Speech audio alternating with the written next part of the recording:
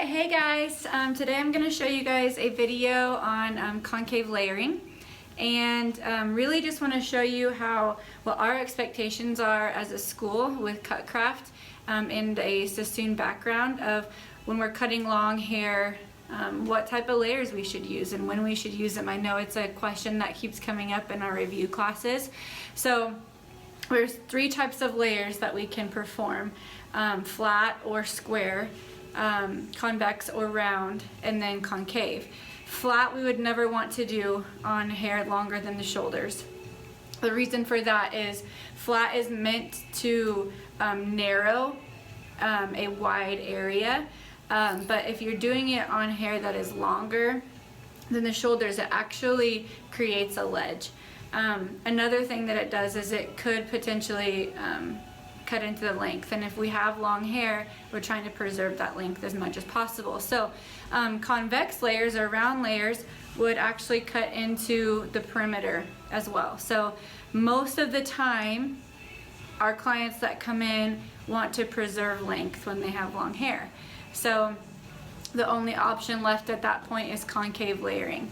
So I have Kirsten sectioned off from mastoid to mastoid in really clean sections. I have a vertical section that is straddling the center back, just like this. So what I'm going to be doing is starting out in the back two quadrants, but I'm always going to be standing on the right back.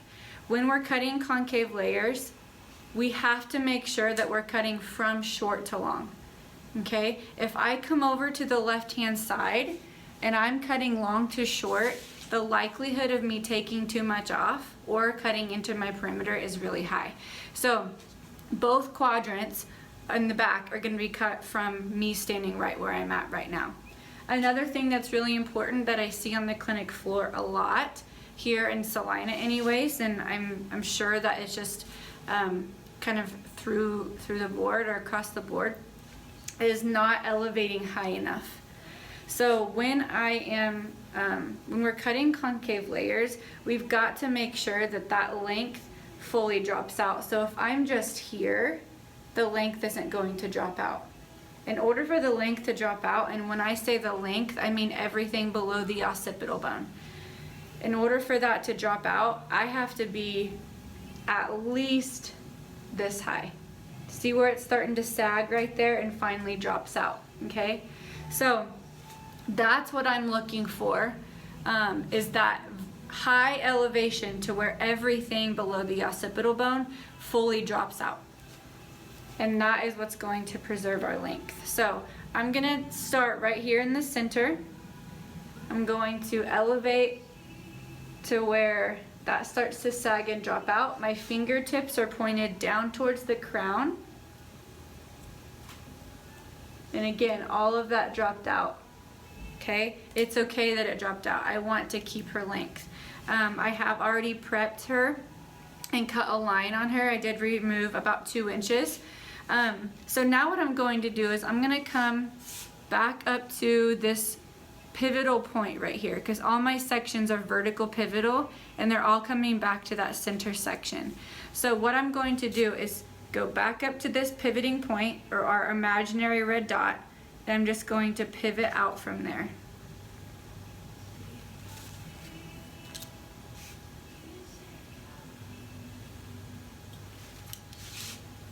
Now my guide is just going to keep growing because I'm going to come back to this center section. Again, elevating way high, enough for all of that to drop out, and then you can see a clean guide right there. Strong fingers, high elevation. I'll let you watch me section here. So I'm coming back up to this pivoting point and just widening it.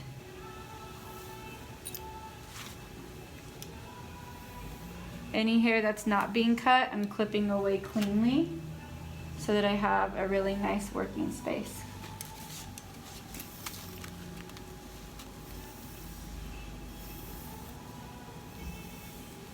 I'm combing this all up so that I don't have any bubbles or sagging.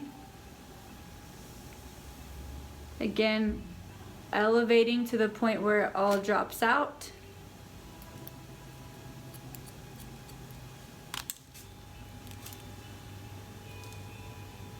Pivoting.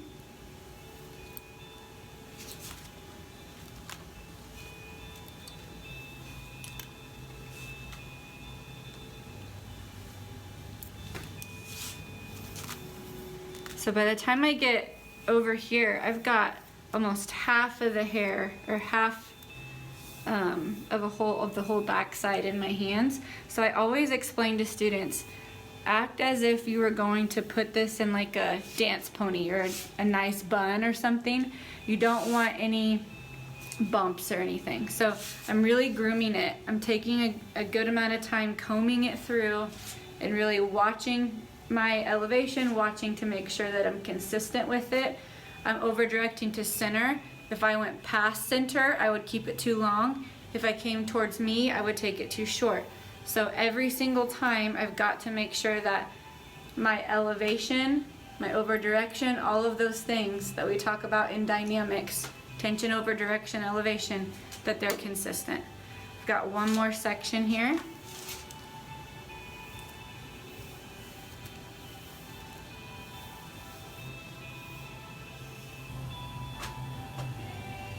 You'll hear it drop out every single time. So now I'm going to just do some cross-checking on this one quadrant to make certain that I've done an okay job. So I'm just gonna go straight across, and I'm gonna bring that up. Again, combing it just like you were earlier. And I can dust, I just don't wanna cross-cut. So if it's more than just a tiny bit over the fingers, we've got to make sure that we're going back. So right back quadrant is complete. Now I need to do the left back quadrant. So on that, I'm going to start at that same exact place, right up here. I'm going to section, pivoting out a little bit. Again, any hair that I'm not cutting is going to be tucked away.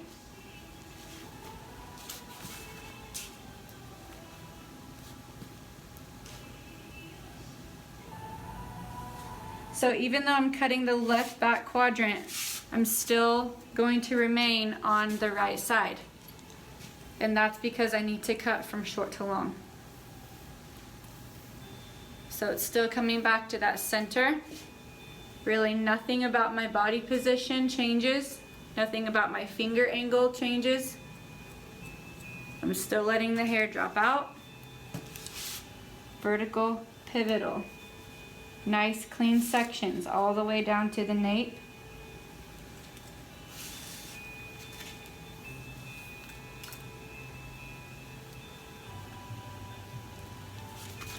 Sectioning back down the center so I know exactly where I'm bringing it to.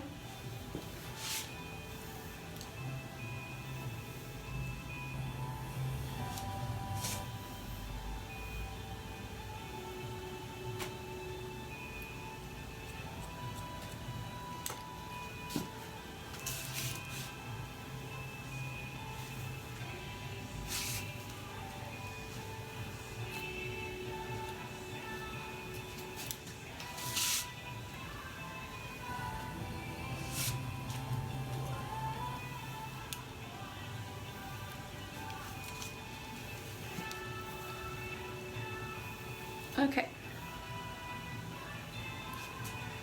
Tangle.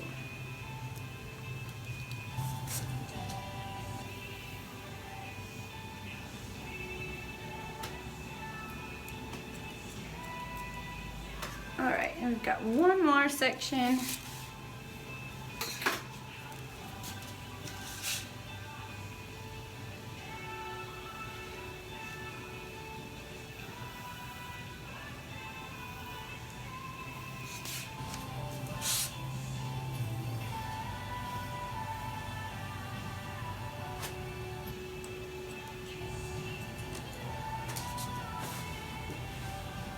Okay, so now again I'm going to come in and cross-check just to make sure that I've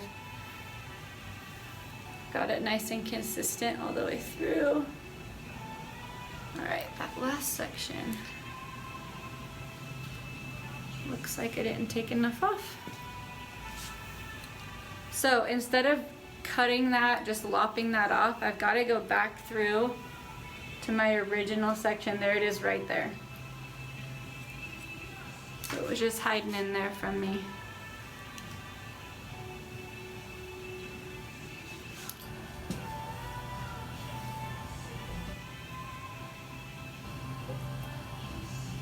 Okay, so now the back two quadrants are complete. So for the front, I'm going to go ahead and come in with a vertical section that straddles the center top. For this, since we're always thinking about our length, now the length that we want to preserve is in the front. So I'm going to take a vertical section that straddles the center top now. She does kind of switch up her part. Sometimes she wears the center part. I would have to go about this in a different manner if she always kept like a side part, but she doesn't always keep a side part.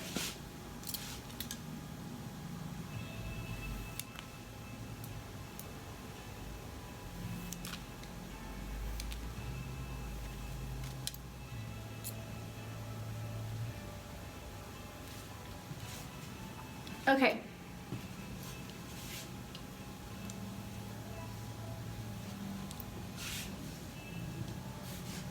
So from this side, for the front two quadrants, I'm going to be standing on the left-hand side. And I'm going to take a small piece of this imaginary red dot from the back. And that's going to be my guide for the top. So this time, I'm standing on the left-hand side. My fingertips are still pointed down towards the crown. And I'm just going to remove that little bit. You'll notice that there is some shortness towards the front. She does have an existing kind of like long curtain fringe that we'll touch up. So that's why all of that is coming out. I'm not pivoting on these sections, they're just completely vertical. And you'll see that when I get to the other side.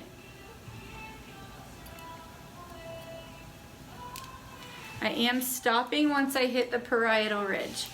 The reason why I'm stopping when I hit the parietal ridge on the sides is because I don't want to cut into the length. Okay, everything below the parietal ridge is our length, kind of like everything below our occipital bone in the back is our length.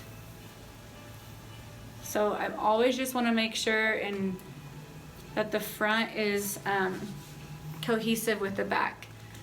A few times I've worked on the clinic floor and I say, okay, have you guys done the layers on the top or in the front? And they're like, oh, we're not going to. Well, we have to, because then if they pull their hair back and away or in a ponytail, all of this front is going to hang over the back and it's not going to look good. So we've got to at least make sure that they work together, that they're one.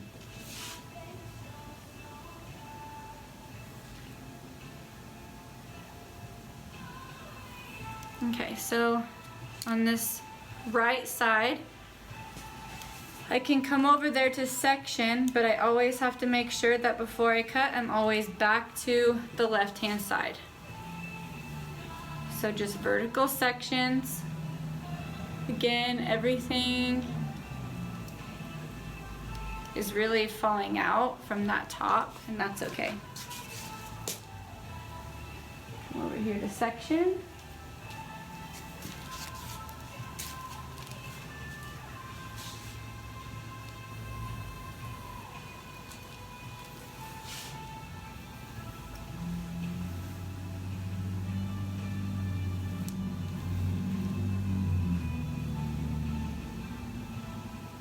Not much to cut off at all.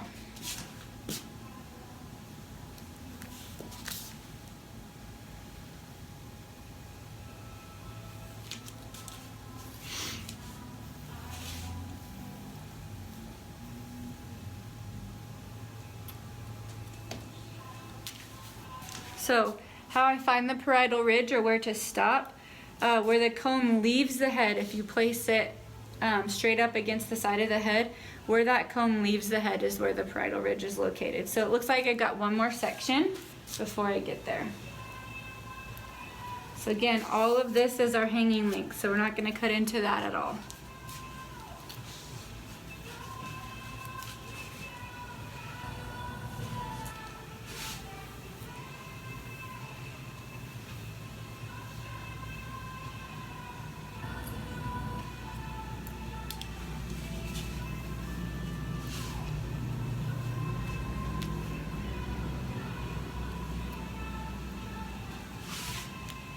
Just going to come through this crown area and make sure that we're even and consistent.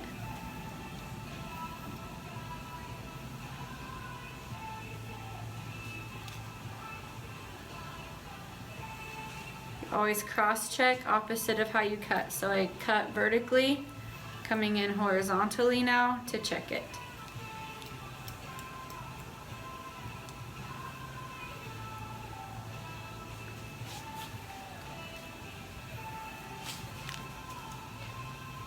Okay, so what I'm gonna do is I'm gonna blow dry her. Then we're gonna come back and do some face framing layers. She's wanting a few more than what she had currently. I'm gonna trim up the long curtain fringe that she has that it's existing. And so I'll hop back on here in just a minute. Okay, so got her blow dried. Now I have her sectioned out really close to the apex, so like the very top of the head, and in a triangular form. And this is how I'm gonna come in and do her curtain fringe. Like I said, she does have an existing one, so I'm just gonna come in and clean up what she's already got. So I have this sectioned off so I know where to stop, but I'm not gonna cut it all at once. I'm gonna still section them off into small sections.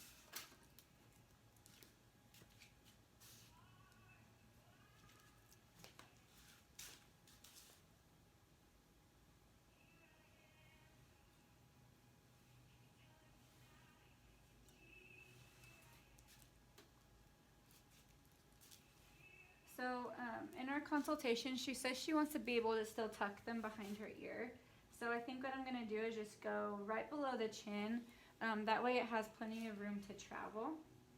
On her fringe, I'm going to stand opposite of where I'm cutting so that I can, so that this has further to travel. So wherever you cut the hair, it's going to want to react in the opposite direction. So if I pull on this hair this way, it's going to want to swing this way. And if you look at what's popular right now with curtain fringe, it's that drawing back. So if I want it to swing back, I'm going to pull it forward in the opposite direction, if that makes sense. So I have it sectioned down the center, and I'm going to elevate to graduate because I want it to look soft. I don't want it to look really hard. So right below the chin is where we've decided. Fingers mirroring my section still. And I'm going to continue that same sectioning pattern until I get to where my section is blocked off for me.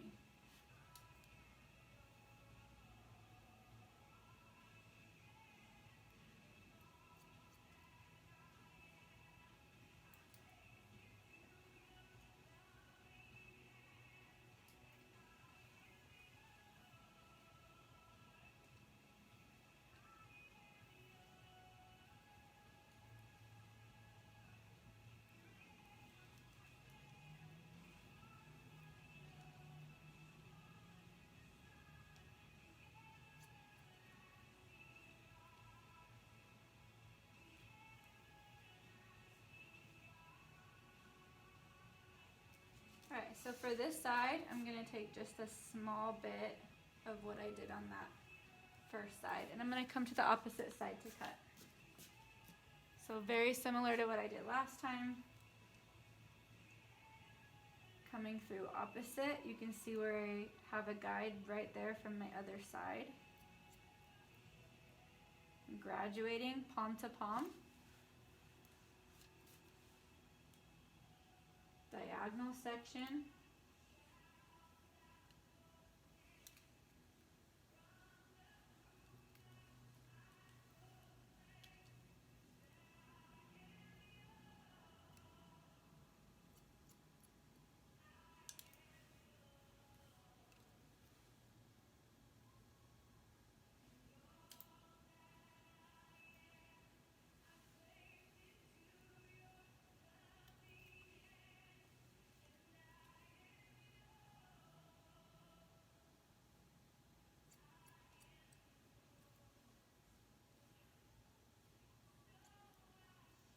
Now I'm gonna take them both together and just make sure that they're at the same angle. So it looks like this side I over directed just a little bit too much.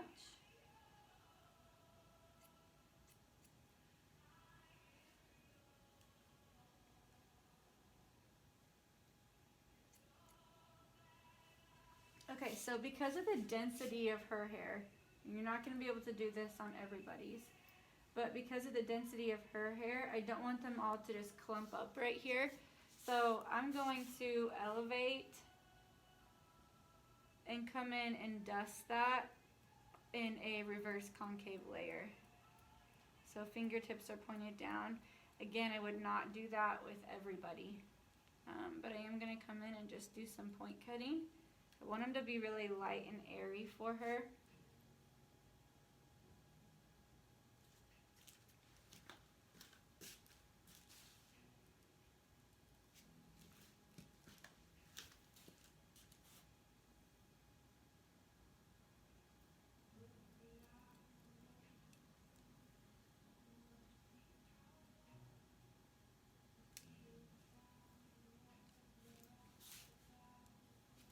Okay, last thing I'm going to do is blend that front area in with the rest of her haircut.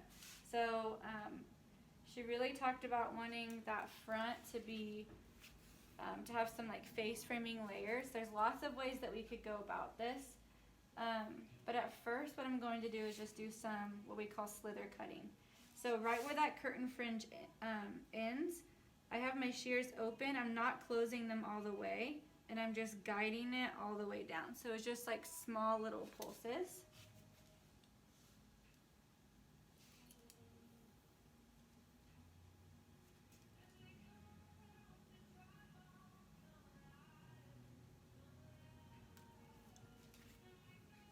So before we pulled everything to the back, which would have made this a triangular shape, right now for the front, the photos that she showed me that we've gone over, they're pretty round in the front. So very just like framing the face. You can have long hair and still have it be really interesting looking, and that's what we're going for. So again, on this side, I'm just sectioning that back a little bit further. And where that curtain fringe stops, I'm doing some slither cutting. And again, I have to make sure that I'm moving the blade and not just going straight down it. You could do that if the hair was wet in some instances, but it would pull the hair, it would snag it too much.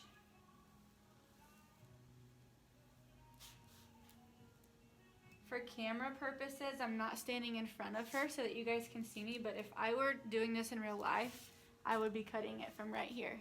So most of a round, like an extreme round shape like this, when you're still trying to keep length in the back, you're gonna wanna cut it from the tip of the nose, okay? And then again, we cut everything to the back. So I'm just making sure that there's no corner left here.